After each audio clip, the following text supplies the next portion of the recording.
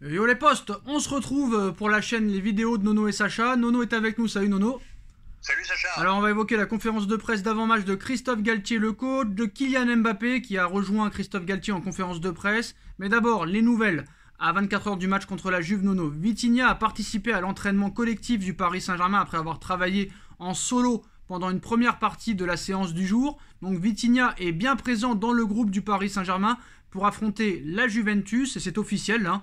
Il devrait normalement être titulaire s'il n'y a pas de pépin d'ici les 24 heures. Donc Nono, déjà que Vitinha soit dans le groupe, c'est quand même une très bonne nouvelle. Ah, très très bonne nouvelle. J'étais un peu inquiet à ce sujet-là parce qu'il apporte beaucoup.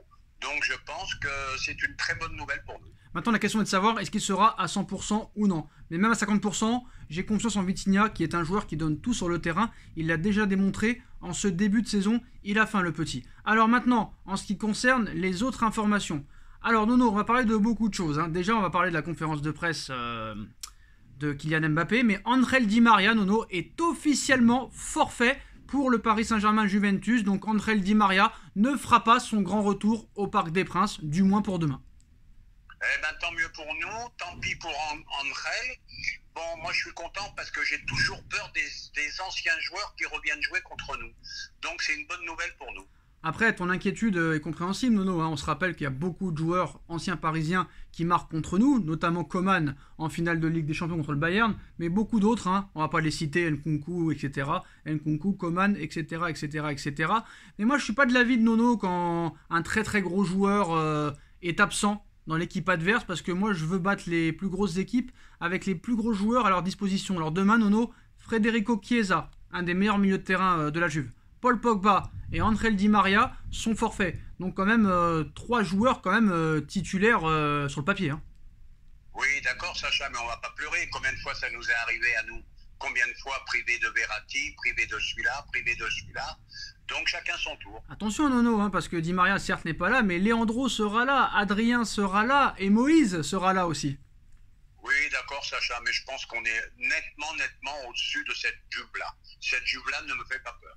Alors Nono, on va te laisser décider. Est-ce qu'on commence avec l'interview de Kylian Mbappé ou de Christophe Galtier? Eh ben c'est très simple, on va commencer par Mbappé, vu que Christophe Galtier n'est toujours pas passé en conférence de presse, si je ne me trompe pas. C'est toujours Mbappé qui est en train de parler. Donc en attendant, on va parler de la composition probable du Paris Saint-Germain. Donc Vitinha devrait être titulaire ce mardi contre la Juventus selon l'équipe, hein, mais avec prudence. Alors la compo probable du PSG, bon ça va être du classique, hein, pas vraiment de surprise.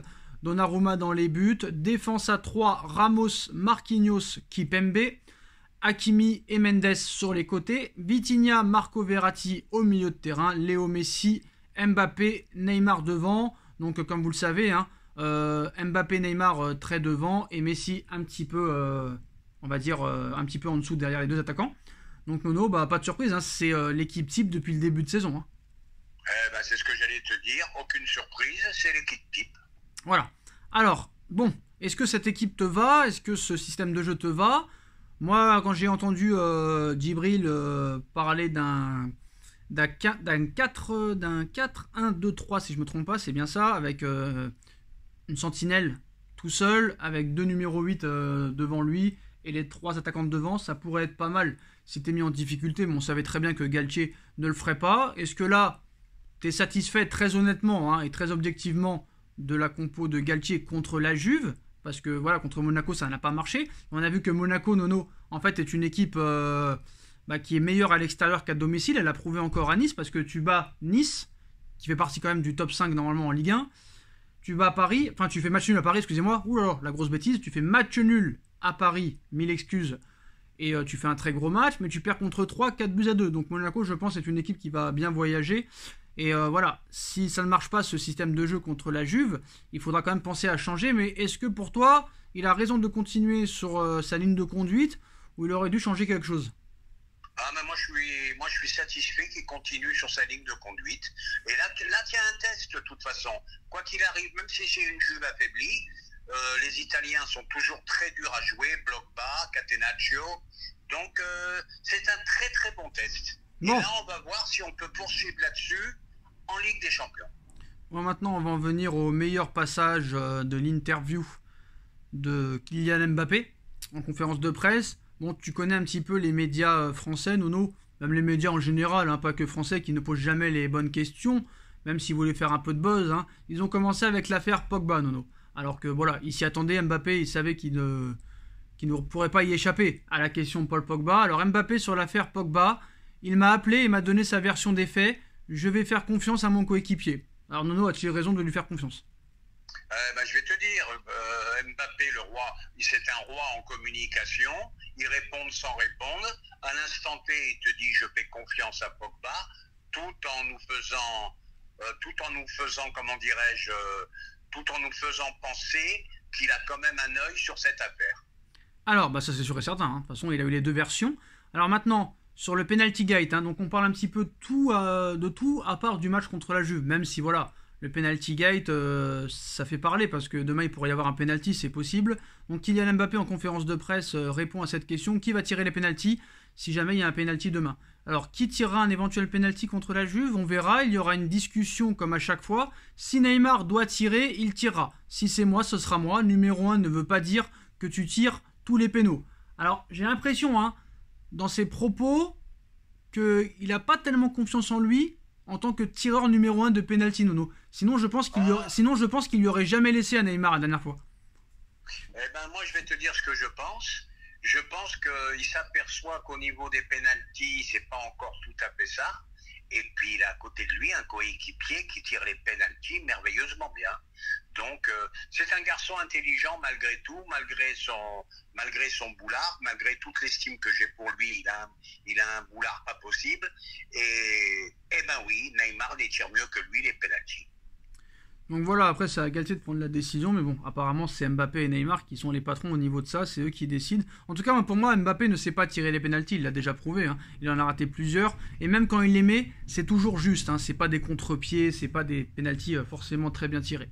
Alors maintenant, il a été interrogé sur le fait que Christophe Galtier sorte les stars très facilement ou les mette sur le banc en début de match. Par exemple, voilà, Neymar est resté sur le banc contre Nantes, il est sorti à 20 minutes de la fin le match précédent, Messi pareil est sorti à 10 minutes de la fin lors du match précédent, Mbappé aussi sort, alors qu'avant, c'était très compliqué de les sortir, il fallait les laisser jusqu'à la 97e minute.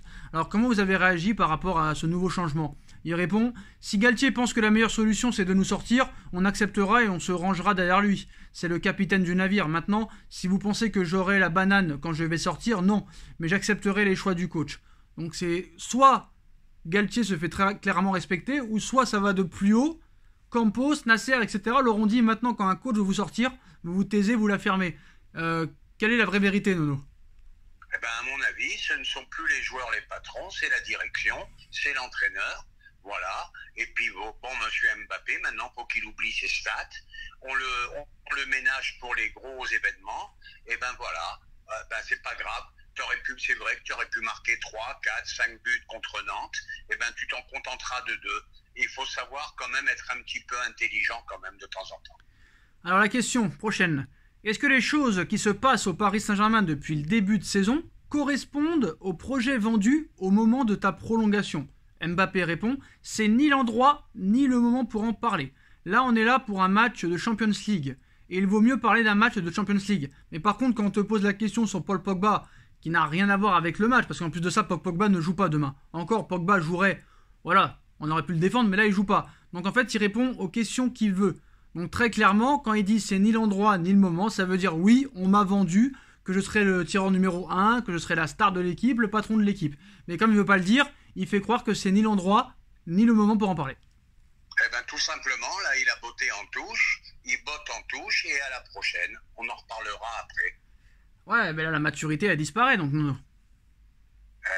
Oui, la maturité, elle disparaît, parce que c'est pas la peine de mettre des problèmes quand tout va bien pour le moment. Voilà. Bon, apparemment, toujours pas de nouvelles de la conférence de presse de Christophe Galtier, donc c'est... On va parler d'autre chose, hein. On va parler d'abord des petites infos. Paul Pogba va se faire opérer du genou. Un très mauvais timing à 2 mois de la Coupe du Monde, sans parler de ses problèmes extrasportifs. Donc je pense très clairement, Nono, très rapidement, que Pogba ne sera pas à la Coupe du Monde. Ah, il se fait opérer finalement? Oui. Vous voulez pas? Si, il se fera opérer, il n'a pas le choix, sinon ça risque de la grosse blessure qui peut l'éloigner des terrains pendant de très longs mois, voire un an. Bon, la Coupe du Monde est compromise pour lui. Ah non, mais pour moi, il est forfait complètement. Eh ben oui. Le timing est catastrophique, en plus des problèmes extrasportifs. Ah ça y est, Galtier vient d'arriver en conférence de presse, donc maintenant on va le laisser répondre aux questions. On va parler d'une autre affaire et on va revenir sur Christophe Galtier. Alors désolé Nono, cette vidéo sera un petit peu longue, mais voilà. La conférence de presse a pris beaucoup de retard. On va parler de Nasser Al-Khelaifi, Nono, aujourd'hui, qui a dézingué, fracassé, humilié, clashé très clairement, subtilement le FC Barcelone, présent au congrès international Football Talks, organisé par la fédération portugaise. Nasser Al-Khelaifi s'est exprimé sur la dette de certains clubs, l'occasion pour le président parisien de tacler implicitement le Barça de Joan Laporta. Et en plus, Nono, Nasser nous sort une bombe, c'est-à-dire que nous, on pensait certains chiffres. On avait des chiffres par rapport à la dette du Barça, mais apparemment elle serait encore plus colossale. Alors en coulisses, ou sur le terrain, la rivalité entre Paris et le Barça n'a cessé d'augmenter ces derniers temps. De la remontada à Léo Messi en passant par le transfert de Neymar, voilà, les deux formations se sont souvent affrontées et le dernier mercato réalisé par le club catalan semble très clairement énerver Nasser. Invité ce lundi à participer au congrès international Football Talk organisé par la fédération portugaise, le président de Paris a ainsi profité des échanges pour tirer la sonnette d'alarme, un message fort envoyé aux clubs surendettés et plus principalement les Barcelonais. Il cite « Certains clubs, sans les citer, ont une dette de 1,8 milliard d'euros, 1,8 milliard d'euros. Ce n'est pas sain. C'est un désastre pour le football. Grâce à Dieu, ce que nous faisons, c'est d'avoir zéro dette. Bien sûr, nous avons perdu de l'argent avec le Covid et d'autres clubs aussi. Pour être juste, mais nous n'avons rien à cacher. Certains clubs ont de grosses dettes et c'est le risque, c'est le danger pour le football. Certains sont restés à la présidence pendant des années et sont partis en laissant des dettes pour leurs successeurs colossales. Ils ont laissé un désastre pour les autres présidents. C'est le danger pour le football et on doit s'en inquiéter et y faire attention car c'est le danger qui peut détruire le football. A ainsi lancé Nasser. Alors qu'est-ce que tu penses très honnêtement, Nono, de ces déclarations? On apprend que la dette du Barça est passée de 1,3 milliard à 1,8 milliard et ça ne nous étonne même pas parce qu'avec le mercato XXL qui a été fait, plus les salaires, presque aucune vente et surtout pas De Jong qui devait un petit peu les renflouer, 4 leviers financiers, ils ont vendu leur âme et tout ça. Là ils clashent très clairement le Barça, ils les citent pas mais c'est bien le Barça qui clash, mais ils clashent plus Bartomeu, mais quand même ils clashent le mercato barcelonais. Qu'est-ce que tu penses déjà de ces premiers propos là? Eh ben, il était temps qu'ils réagissent. Premièrement, on a tellement été critiqué par Tebas, le fou furieux du président de la Liga. Voilà, sans les citer, on a bien compris que c'était pour le Barça. Maintenant, 1,8 milliard, ça fait beaucoup. Et c'est vrai, moi, rappelle-toi, je l'ai toujours dit, le football va vers une bulle financière. Je ne sais pas dans combien de temps, mais ça va exploser dans pas longtemps. La majorité des clubs sont hyper endettés. Ils achètent avec ce qu'ils n'ont pas. Et pas que le Barça, d'ailleurs. Donc, voilà, quoi. Donc, c'est vrai ce qu'il dit. Et il met en garde au risque d'une grosse bulle financière dans le football européen. Alors Nasser a taclé le Barça et en remet une couche sur la Super League, envoyée à tous les clubs concernés par cette fragilité économique, le tacle du dirigeant parisien semble pourtant plus implicitement adressé au Barça, en difficulté financière, même en grande difficulté financière ces derniers mois.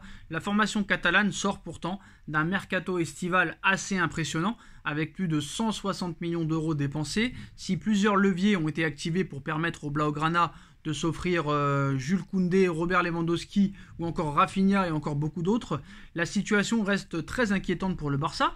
De son côté, Joan Laporta, le président du Barça, n'a d'ailleurs jamais caché sa colère contre Bartomeu, ancien boss du Barça. Alors, outre ce rappel à l'ordre, Nasser a également profité de l'occasion pour réaffirmer sa position vis-à-vis de la Super League, un projet jugé dangereux pour la stabilité de l'écosystème du football et irrespectueux pour les amoureux du football et du ballon rond. Il cite « Nous devons respecter les fans, les médias aussi, l'écosystème du football est beaucoup plus grand que certains clubs. Mes collègues et moi-même de l'Association européenne des clubs ne sommes pas en faveur de la Super League et cela aide à protéger les clubs moyens et petits. Il est important qu'ils continuent à se développer, qu'ils puissent jouer des matchs de Ligue des Champions et de devenir de grands clubs. Un club moyen ou petit peut soudainement du jour au lendemain devenir grand. » Donc le message est passé, reste désormais à savoir si les acteurs visés répondront à Nasser Al-Khelaifi. Mais Nono, tu répondras à ses propos. Mais moi, il y a un truc que je comprends pas. Donc, il clash le Barça, qui a une dette colossale, qui a fait un mercato XXL malgré sa dette. Tout ce qu'il dit est presque vrai. Mais pourquoi il n'explique pas, il ne dit pas, mais pourquoi nous, qui n'avons pas beaucoup recruté cet été, qui avons quand même vendu 50 millions d'euros ou 60 millions d'euros, et si tu rajoutes les options d'achat qui seront activées l'année prochaine, ça va encore faire une rentrée d'argent, tous les partenariats, tous les tournées, toutes les ventes de maillots, Paris se fait quand même sanctionner par l'UEFA. Monaco, qui a vendu pour plus de presque 800 millions d'euros de joueurs, même plus je crois, voire 900 millions, depuis 2013, se fait sanctionner par le fair play financier. Donc ça n'a ni queue ni tête, Nono. Pourquoi Nasser ne clash pas l'UEFA alors que ça a été le premier à soutenir l'UEFA? Ça a été le premier à soutenir l'UEFA, ses copains de Séphérine et les membres de Séphérine. Et à l'arrivée, qui c'est qui se fait sanctionner? C'est le Paris Saint-Germain. Mais pourtant, Nasser, ça l'étonne pas. Eh ben, le fair play financier, moi je te dis franchement, j'y comprends plus rien. Je sais pas sur quoi il se base. Moi je pense que c'est surtout, on a été, comment dirais-je, condamné surtout par rapport à la masse salariale. C'est vrai, on a les 3 plus gros salaires du football mondial, donc ça pèse beaucoup sur les finances. Mais à part ça, le fair play financier, moi j'y comprends rien. Et pour en revenir à ce que tu as dit tout à l'heure, sur ce que Nasser a dit, eh ben c'est vrai ce qu'il dit, parce qu'on reparle le jour que Tebas partira du Barça, eh ben tu verras ce qui se passera. Mais Tebas, le club dans un très très mauvais état. Mais Tebas, il n'est pas président du Barça. Laporta, j'ai dit. Non, t'as dit Tebas, mais c'est pas grave. Ah, bah, je suis désolé, ouais, mais moi je comprends pas. Il défend encore l'UEFA qui l'a sanctionné. Il critique le Barça et c'est 1,8 milliard de dettes. Pourtant, eux ne sont pas sanctionnés. Pourquoi il s'est pas posé la question que l'UEFA n'a pas sanctionné le Barça et pourquoi il sanctionne le PSG? Ah mais là Sacha, moi je peux pas te répondre, comme je t'ai dit, j'y comprends plus rien. Chelsea qui achète pour près de 300 millions d'euros aussi, on ne perd pas un mot, tout le monde trouve ça normal. Bon bah je sais pas quoi te répondre, honnêtement je sais pas. Bon non, je sais pas ce que fait Galtier en conférence de presse, il doit s'amuser avec les journalistes. Bon, on en parlera demain. On sait pas, en tout cas on verra sur d'autres choses. On va parler d'autres choses. Pour l'instant, je vais pas parler demain de la conférence de presse de Galtier, alors que l'avant-match est aujourd'hui. On s'en fout. Ouais, mais Sacha, la vidéo va durer 1h30. Ça va être un petit peu long pour oui, nos mais abonnés. Les propos de Galtier d'aujourd'hui n'intéresseront personne demain. Alors voilà, ça commence. Non, ça commence toujours pas. Bon, bref, c'est pas grave. On va passer à l'information mercato, parce que tu sais, le mercato d'hiver, Nono, va arriver très vite. Hein. Après, au mercato d'hiver, il ne se passe jamais grand chose, mais voilà. D'après plusieurs articles brésiliens, notamment Globo, parlent d'un accord entre Palmeiras et le Paris Saint-Germain pour Endrick, le jeune talent brésilien de 19 ans. Voilà, c'est avancé. Alors apparemment, ça a été démenti par un autre média brésilien. Donc qui croire, on ne sait pas. On sait que le PSG a déjà fait des coups l'hiver, hein, avec des Draxler à 40, des Guedes à 40, des Lo Celso. Lucas en 2013 avait été acheté pour 40 millions d'euros. Alors ce Endrick, on l'a pas vu trop jouer. Apparemment c'est le futur Neymar, mais quand quelqu'un me dit c'est le futur lui, bah il y a rien de bon qui se passe par la suite. Un petit mot là-dessus, Nono? Eh ben écoute, c'est un peu le style comme fait le Real Madrid, qui ont acheté des Brésiliens très très jeunes. Et ben pour une fois, prenons-le et essayons. Voilà. T'as peut-être un tout bon, voilà. Faut pas oublier que le PSG cherche toujours un numéro 9. Alors Galtier, on va commencer par les premières choses qui parlent. Alors, bon. Ouais, ça a commencé par un énorme fou rire apparemment, Nono. Je ne sais pas pourquoi. Le président d'Eurostar Group et directeur de TGV Intercité Alain Krakovic a récemment tweeté pour proposer des voyages plus éco-responsables lors des déplacements des joueurs et du staff du Paris Saint-Germain, en relayant par la même occasion une vidéo de Verratti dans un jet privé avec ses coéquipiers pour le déplacement à Nantes. Une question a été posée sur ce sujet en conférence de presse d'avant-match, comptant pour la Ligue des Champions contre la Juve. Après un énorme fou rire, l'entraîneur parisien a balayé la question d'un revers de la main. Je me doutais qu'on allait avoir cette question-là. Ce matin, on a discuté avec la société qui organise nos déplacements. On regarde si on peut pas se déplacer en char à voile. Bref, ça a commencé par rigoler. Pas sûr que sa réponse plaise alors que les sociétés sont en pleine réflexion sur la crise climatique. Bref, bon, là il pleut à torrent, mais bon, je sais pas pourquoi la conférence de presse ne commence pas. Il pleut fort à Paris, les postaux, donc voilà. Bah, on reviendra sur la conférence de presse de Galtier sur ma chaîne ce soir. Je pense que c'est mieux, sinon la vidéo elle durera des heures. Merci Nono d'avoir été là, les postos. On like, on partage, on commente, on s'abonne. N'hésitez pas à nous suivre et à vous abonner. Et on se retrouve bien sûr demain pour le débrief de PSG Juve avec Nono. Merci Nono, merci à tous. Tchuss.